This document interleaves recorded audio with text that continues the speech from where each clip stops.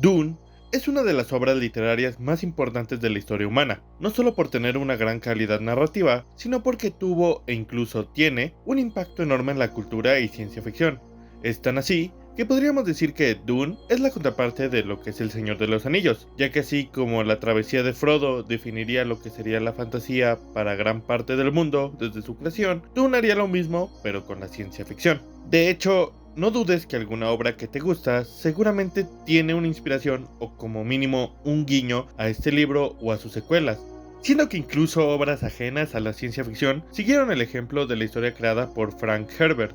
Saltando en el tiempo, como toda obra con un impacto mínimo, Dune recibiría una adaptación, o en este caso varias, algunas enfocándose en el primer libro u otras en secuelas de esta obra. Pero hablando en Dune específicamente, sin contar con Messiah, Children of the Dune o God Emperor Dune, le hace la tetralogía original. Dentro de estas adaptaciones podemos encontrar la más vieja, siendo la del director David Lynch, que seguramente conocerás por haber creado Twin Peaks, Eraserhead o El Hombre Elefante.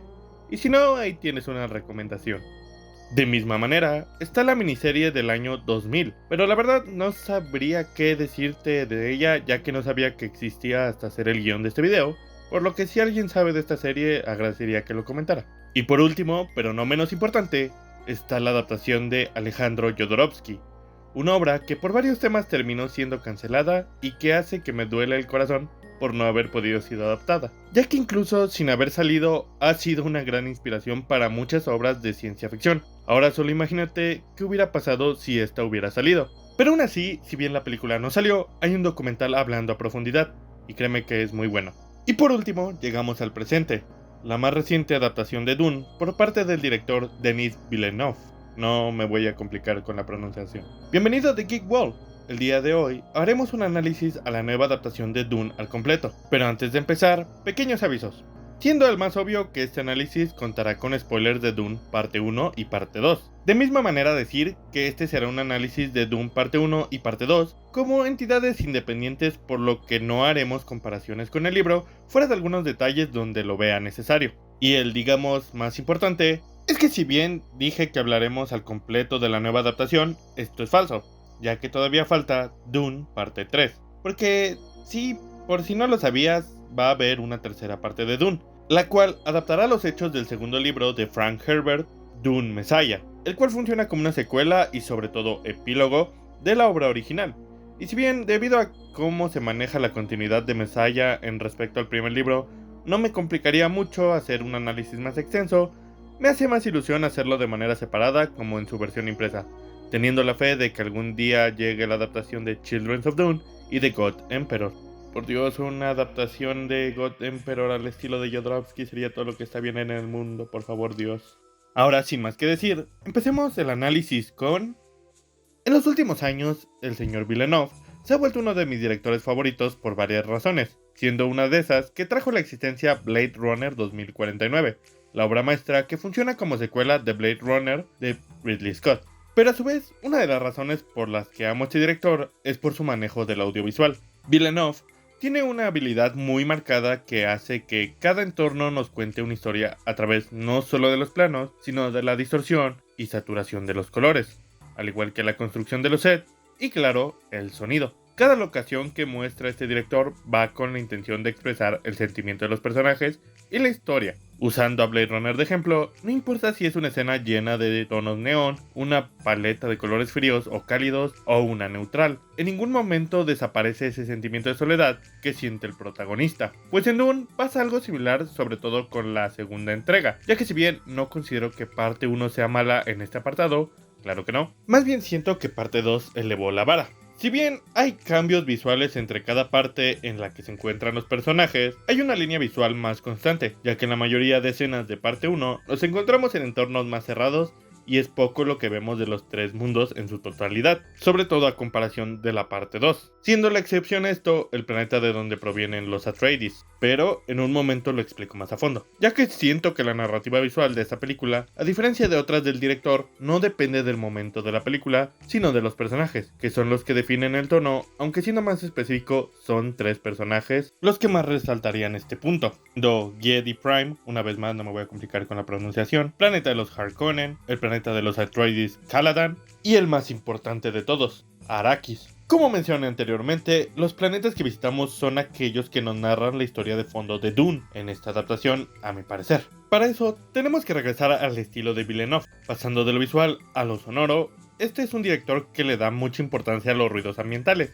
Si bien sus películas siempre cuentan con un soundtrack que lleva el contraste de mimetizarse con la trama, siendo incluso imperceptible en algunos casos, o siendo estruendoso y alto, pero llevando el estilo de la cultura que veamos. Tomando a Dune, no es lo mismo la música que oímos de fondo en Arrakis a la del planeta Harkonnen. Y si bien la música de Dune es un arte puro, gracias Hans Zimmer, creo que el fuerte y el gusto de este director está en los sonidos ambientales, porque no es raro que los lugares o los propios personajes marquen la pauta de la situación. El director no es ajeno a dejar todo en silencio para romperlo con los personajes, ya sea a través de su voz u otra acción que provoque ese quiebre. Por el lado visual trataré de no ser redundante, pero como dije, los planos, las actuaciones o los tonos de cada escena marcan el ambiente. Ese es un director que le gusta mucho los planos cerrados para bien o para mal, llevando la capacidad de expresar mejor las emociones, pero a veces complicando la visualización de escenas más complejas, como los combates que a mi opinión nunca terminaron de explotar, visualmente hablando. Volviendo a la narrativa y cómo lo visual tiene un impacto en la misma, solo queda visualizar la construcción dada a cada planeta, que como dije, son los que nos narran la personalidad y ambiente de cada escena. El primer lugar sería el planeta donde se posicionan los Atreides, una zona llena de verdes pero con una paleta templada en contraste con los oscuros del cielo. Estos dan un aire de tranquilidad y calma. Se siente todo de manera más formal por cómo los personajes llevan sus prendas y sus costumbres, pero a su vez de manera fraternal por cómo se expresan y se mueven durante los planos. Ahora con los Harkonnen se nos muestra un planeta vil, deprimente y hostil, manejando una paleta de colores casi de blancos y negros, o bueno, llegamos a tener puros blancos y negros, donde son todos, como dije, tonos oscuros y claros que chocan de manera casi directa, sin casi ningún difuminado. Es como dije, chocante. La música y sonidos ambientales no se quedan atrás, nunca hay un silencio, siempre hay una gran fuerza con percusiones. Los sonidos ambientales son estruendosos, molestos y vibran. La música que suena, los ruidos que hacen los personajes o los efectos suelen ser estruendosos y salen de la garganta. Todo se siente abrumador, hasta los movimientos tan bruscos y toscos, pero aún así se siente solo. Los espacios abiertos y los escenarios amplios y vacíos, o por el contrario llenos de personajes pero que están estáticos, te hacen sentir la distancia entre los habitantes. Para finalizar, Arrakis, el que a mi parecer tiene más capas, logrando sobre todo en la segunda parte expresarse de mejor manera, con cosas tan superficiales del planeta, presentando los peligros del planeta con tomas lentas y abiertas como cuando aparecen los Sandworm, o por el otro lado la calidez y cariño que muestran los Fremen con paletas cálidas, actuaciones diferentes y desprolijas, estando regados por aquí y por allá, pero todos teniendo un movimiento y expresividad, y acompañando de planos cerrados que te muestran la cercanía de los mismos, e incluso de manera superficial, con pequeños detalles mostrándote cómo Arrakis cambia a la gente, siendo el ejemplo más claro, Paul, quien en un principio viste igual a los Fremen, siguiendo su ideología de pelear como uno de ellos, pero de manera contraria, al final, se nos muestra en un plano abierto, alejado de todos, con ropajes que lo distinguen de los demás y el cual se mantiene al centro y enfrente, porque ya no es uno de ellos ahora, sino que es el Mesías y el líder que tanto esperaban. Como vimos en estos tres ejemplos, nos muestran cómo la narrativa de Villeneuve cambió la forma de visualizar Dune de manera cinematográfica, dando capas al universo de esta historia, incluso mostrando la rivalidad, el cariño y más sentimientos de sus personajes e historia, permitiendo que en el apartado técnico Dune fuera algo mayor para sí mismo, los fans y el cine. La historia de Dune, como cualquier obra maestra, nos habla de varios temas, pero si tuviera que decir cuál es la tesis de Dune o sus tesis, serían qué hace un líder, qué lo separa de un tirano, qué hace un héroe y a un villano, quién decide el futuro, y por último, el impacto de la fe. Debido a que la historia de la película es una adaptación a lo que vemos en el libro y que me gustaría hablar del medio impreso de la historia de manera más precisa, enfoquémonos en cómo llevó la historia de Dune esta adaptación. Bueno, quiero empezar diciendo que no mencionaré cosas obvias como aquellos momentos del libro que se vieron reducidos o tal cual cortados de la película, porque es simple y sencillamente imposible que una adaptación cinematográfica puede adaptar tantos detalles sin alargar el largometraje y por ende el ritmo.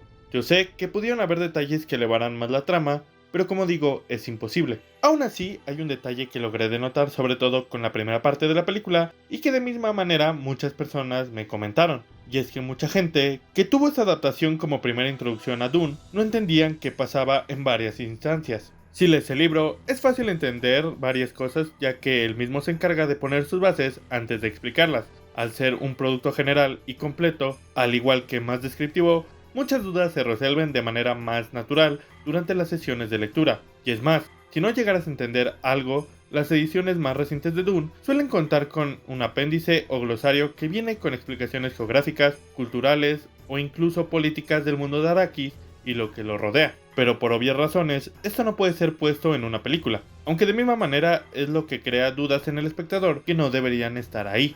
El cine, a diferencia de los libros, tiene que tener diferentes formas de comunicación, como es obvio, ya que el medio impreso puede contar con una descripción que ayuda al lector a comprender dónde está parado. Las películas tienen que compensar esta falta de descripción de manera visual para evitar sobresaturar la información del público con lo menos posible. Lamentablemente, en su primera parte Dune cuenta con el hueco de no poder explicar su entorno, ya que si bien, como el libro trata de centrar sus bases, esta al estar dividida, nunca las explica. Cosa que pudo haberse solucionado de muchas maneras, y que la secuela sí habría usado. Diálogos más explicativos, de manera más directa, con explicaciones sobrepuestas, como al principio de la película, o usando a personajes, siendo el mejor ejemplo Irulan al hablar con su diario, lo que ayuda a entender por qué sucede todo en la primera película. Pero está de más decir que esto no tendría que explicarse de manera retrospectiva durante parte 2, sino en la entrega correspondiente. Sé que tal vez muchos me digan que sí lograron comprender la historia, ya que habían o leído el libro de antemano o porque le habían dado una segunda repasada a la película, pero recordemos que entre varios de los propósitos de una adaptación es llegar a un público nuevo,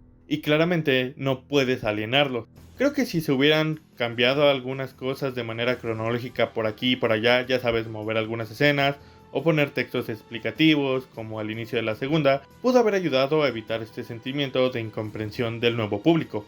Tal vez, por inventarme algo, que el diálogo donde Irulan habla con su diario, explicando la masacre de los Atreides, en vez de aparecer al inicio de la segunda película, aparecería al inicio de la primera como una suerte de flash forward, ya que Irulan no aparece en la primera película en lo absoluto, cosa que tiene sentido porque su mayor punto de quiebre para involucrarse en el conflicto es tras la masacre. Pero agregar esta escena al inicio de la primera parte no solo nos pondría en contextos y expectantes qué es la masacre Atreides y quién es esta chica y por qué sabe lo ocurrido. Esto ayudaría no solo a darnos contexto de dónde estamos parados o qué nos espera, sino agregaría a esta chica con mayor tiempo en la trama y daría un nuevo misterio a la historia que se resolvería al final de la misma parte 1 e inicio de la segunda parte, al darnos el contexto total de la chica y su entorno. Además, Irulan podría funcionar como el personaje que marcaría el inicio de ambas partes y de maneras diferentes también marcaría el final. Esta idea va muy por algo así como el inicio del laberinto del fauno.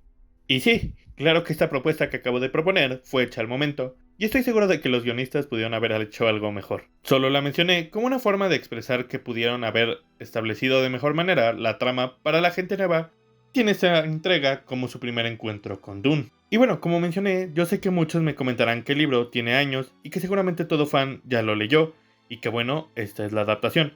Pero yo creo que cada quien tiene formas de conocer una historia y es correcta sin importar el qué, ya sea por gusto personal o algo más. Es como con Jurassic Park y El Resplandor.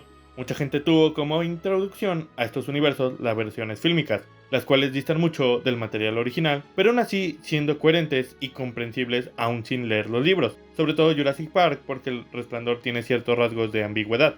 Pero el punto es que si dos películas que distan y fallan como adaptaciones del material original, ojo, dije como adaptaciones, no como obras individuales, porque son obras maestras. Pero si estas pudieron dar a entender y explicar las bases de su mundo, una obra como Dune Parte 1 debería tener esa posibilidad al tener un nivel de fidelidad bastante más alto. Pero bueno, seguramente después de ser mandado a la horca, ahora hablemos de la historia como tal, dejando de lado lo técnico. Como mencioné, Dune habla de varios temas, y tiene una tesis bastante marcada que sería expandida y llevada en toda la tetralogía original, culminando en God Emperor. Pero de todos los temas o tesis, como dije, de Dune, hubo una que se alzó más, siendo el impacto de la fe. no solo por ser el tema más sobresaliente dentro de la trama, sino también por la interpretación que le dio Villeneuve. Con esto no quiero decir que los demás temas de Dune no tengan peso, ya que considero que todos se complementan constantemente y cada tema y crítica impulsa a los otros, los hace avanzar como un mecanismo a lo largo de la saga, pero es innegable que el impacto de la fe es el que más toma las riendas en esta parte. ¿Pero a qué me refiero con todo esto del impacto de la fe? Tal vez esto que dije se pueda malinterpretar porque hoy en día la fe se suele interpretar como una fuerza de voluntad, ya sabes, sigo adelante porque tuve fe en el futuro y mis amigos, ya sabes, cosas cliché. El tema de la fe, como mencioné, se suele representar como un poder o fuerza para el bien que triunfe sobre el mal, pero en el caso de Dune, es un poder y una fuerza, sí, pero la cual puede ser utilizada en varios ámbitos y la cual es amoral, siendo su portador el que decidirá hacia qué camino la llevará. Dune maneja la fe, pero no necesariamente como la esperanza, sino como una herramienta para conseguir lo que quieres, ya sea con política, manipulación o empoderando, ya sea que seas el guía o el seguidor. Aquí, aclarar que cuando digo que es una forma de conseguir lo que quieres, no solo me refiero a algo de manera literal, de obtener algo, sino de cómo la fe nos puede dar el significado para alcanzar una meta o la resolución de nuestra vida, siendo que la fe puede darnos la fuerza para buscar lo que queremos, pero a su vez puede convertirnos en marionetas o piezas inmóviles que miran hacia abajo esperando a que lo que deseamos se cumpla por algo divino y no por nuestras propias manos, incluso si eso significa abandonar nuestro ser y volvernos un cascarón vacío que viva por la voluntad de otros sin un pensamiento individual. Pero dejando de lado cómo se presenta el mensaje o crítica de Dune hacia la religión, en esta nueva interpretación, hablemos de cómo se llevó, y creo que la mejor manera es verlo a través de 5 personajes. Empezando con nuestro protagonista, Paul representa cómo todo el mensaje de la obra va avanzando y tomando más fuerza. Durante las dos partes, vemos cómo las decisiones de Paul y de los demás personajes van cambiando el rumbo de Arrakis. Todo esto mostrando a través de nuestro personaje y, como dije, el cómo cambia de una persona que busca ser uno más entre miles para hacer un cambio a buscar ser el centro que guía a los demás hacia el futuro que él desea. Paul es la muestra de cómo la fe va calando en la gente de Arrakis que buscan un futuro mejor. El protagonista es el ejemplo y el punto de vista de referencia para que la audiencia no solo vaya aprendiendo sobre este planeta, sino el ver las divisiones que la fe causa en los Fremen en cuanto a la profecía y cómo la brújula moral se va deteriorando. Paul no ayuda a representar como tal el tema de las creencias, la fe y la religión, sino que muestra cómo afecta a las personas y cómo los cambia, viendo, como mencioné, el cambio de un chico humilde que busca hacer un cambio a alguien aterrado por el destino y la profecía por no querer cambiar, y al final abandonando todo lo que es si le permite llegar a lo que desea. Pero hay personajes que sí llevan como tal el mensaje de la fe, los que creen, los que se niegan a creer y los que llevan aquella esperanza, empezando con Stilgar. Siendo quien cree en la profecía, podemos ver cómo su ideología se va haciendo más fuerte, mientras que su individualidad se va perdiendo. Durante gran parte de la historia, podemos ver cómo sus pensamientos en cuanto a Paul van cambiando. Vemos cómo su creencia en Lisan al-Gaib lo lleva a querer reafirmar a Paul como su mesías, incluso si el propio Paul lo niega. Puede parecer como una escena comédica por cómo lo llevó el actor, que por cierto, muy buena actuación, pero la escena en la que Paul y Chani le dicen que todo era una coincidencia a lo que él dice, Stilgar solo se hace el desentendido e inmediatamente va con los religiosos a decir que Paul solo está siendo modesto y que esa modestia mostraba que era su salvador. Toda esta escena muestra lo extrema que era su necesidad por creer en algo y de no dejar ir esa creencia. Vemos cómo pasa de ser alguien que prueba a Paul a alguien que acepta todo lo que el chico haga por tener una fe ciega en él. Por otro lado está Gurney. A diferencia de Stilgar, no sigue a Paul por ser un tema religioso o mesiánico. De hecho, podemos ver todavía ese cariño fraternal y de respeto mutuo. Y de hecho, si lo vemos así, en la escena en la que Paul se alza como Lisan al-Gaib, este se muestra escéptico al igual que Chani. A él no le importa Arrakis, algo que se muestra en cómo presenta las ojivas nucleares al protagonista y en cómo habla de la gente de Arrakis, como una armada que sirve para ganar la guerra en contra de los Harkonnen. Pero eso no significa que la fe no mueva a Gurney, ya que él no cree en un dios, pero sí cree en poder recuperar todo lo que los Harkonnen le quitaron. Él no terminó siguiendo a Lisan al-Gaib, sino al nuevo líder de la casa Atreides, que seguiría el legado de la persona que tanto siguió. Todo mostrado en cómo se ilumina la cara de Gurney al ver que este no solo se pone el anillo, sino que habla del legado de los Atreides. Tanto Stilgar como Gorny solo necesitaron oír lo que deseaban para dejar que la fe llevara sus caminos, ya sea garantizándole que aquello por lo que él y su pueblo tanto rezó y sufrió, o por saber que la casa Atreides no había muerto, hasta el punto en que no tenían miedo a sacrificarse por él, no por ser su compañero o amigo, sino por ser de una u otra manera su Mesías. Es interesante cómo estos dos, al tener razones casi opuestas para luchar o seguir a Paul, ambos dejaron todo lo que eran para cumplir su papel. Ya sea ver cómo lentamente Stilgar se deja llevar de manera extremista por la profecía de Paul, o cómo Gorny dejó todo razonamiento para ser una cabeza baja más del montón. Pero si hablamos de contrapartes, claramente queda Chani y la madre de Paul, una persona que quería que no solo su hijo se volviera el Mesías que todos anhelaban, y que aquellos que no creían en aquel Mesías empezaran a creer. La madre de Paul nos muestra ese lado más miserable de la fe y la religión, aprovechándose de los débiles para darles algo en lo que creer, e incluso si eso significa que lleguen a sacrificarse para cumplir con el mandato de esa profecía. Mientras que Chani nos muestra esa idea del desprecio y escepticismo a la fe, como dice ella, los Fremen tenían que luchar por Arrakis, no por Paul. Su pueblo, como bien menciona Gorny, tenían el poder para ganar la guerra, pero no la esperanza ni la fuerza para hacerlo. Chani, al igual que el grupo retractor de Lisan al-Gaib, buscaban que el pueblo obtuviera esa fuerza por cuenta propia, y la necesidad de que los Fremen decidieran pelear por ellos mismos y no porque una figura ajena se los dijera. Lamentablemente, cuando su pueblo tuvo la fuerza para pelear, ya se habían vuelto un séquito que dejaron de pelear por su pueblo y solo lo hacían por ese Mesías que les había prometido algo más. Lamentablemente, Arrakis había dejado la pelea en manos de alguien más en vez de tomar el destino por sus propias manos. En palabras de la protagonista, la madre de Paul ya había ganado su guerra para que la fe devorara todo. Hablando de otros aspectos de la historia, es ver cómo el mundo de Arrakis se nos va presentando poco a poco, el cómo se vive, la fauna y las sociedades que habitan ahí. Una escena que me parece muy buena en retrospectiva es cuando, al saludar a Leto, padre de Paul, Stilgar escupe. Esto podría verse como un detalle que diferencia el folclore y la comunidad Fremen, pero cuando entiendes lo que el agua significa para este pueblo, te das cuenta del valor que ese escupitajo tiene y lo mucho que conlleva. Ver cómo la pérdida de Arrakis siempre se mantiene estancada en cierta manera, ya sea por los Fremen o la necesidad de los Harkonnen, e incluso por el miedo de Paul de aceptar quién es, resulta que mientras la historia, o mejor dicho la guerra, se queda estática, los personajes van definiendo poco a poco quiénes son. Dune es una crítica a la religión y cómo muchos se ciegan por la misma, haciendo o creyendo cosas horribles, mientras solo se hincan a rezar, y nos habla de la fe, y su impacto no solo para la gente que cree, sino para aquel que también es del que hablan todas las historias y profecías. En esta interpretación nos muestra no solo a través del audiovisual, sino de la narrativa llevada por mano de Villeneuve, cómo es un líder y un tirano, y cómo la fe y la religión pueden definir algunos de estos dos resultados. Todo esto mientras rompe con el concepto del elegido. En la escena final, podemos ver cómo lo dicho por Chani se hizo realidad, ya que no veíamos al bien y al mal. No veríamos a quién salvaría a Arrakis, sino quién iba a ser su nuevo dueño, y cómo todo un pueblo se degradó por culpa y la esperanza de lo que cada uno deseaba. Dune nos habla de la importancia de la fe para los seres vivos. Nos lo muestra como una fuerza imparable y definitiva, pero también nos muestra cómo la fe puede dañar, cambiar y hacer dependientes a los que la siguen y al que guía. El cómo no tienes que depender de una figura que venga a salvarte, sino que eres tú quien tiene que tomar las riendas por tu cuenta, porque tal vez aquel Mesías que esperabas no venga a darte el mundo que querías, sino que viene a ser el que él desea. Y bueno, hasta aquí el video de Dune. Como dije, me enfoqué en cosas más específicas, ya que bueno, es obvio que dejé muchas cosas de lado, como la política, a varios de los personajes, tramas y subtramas, pero es que de verdad quiero hablar de manera más extendida de todo lo que es Dune, y de lo que es en su medio impreso.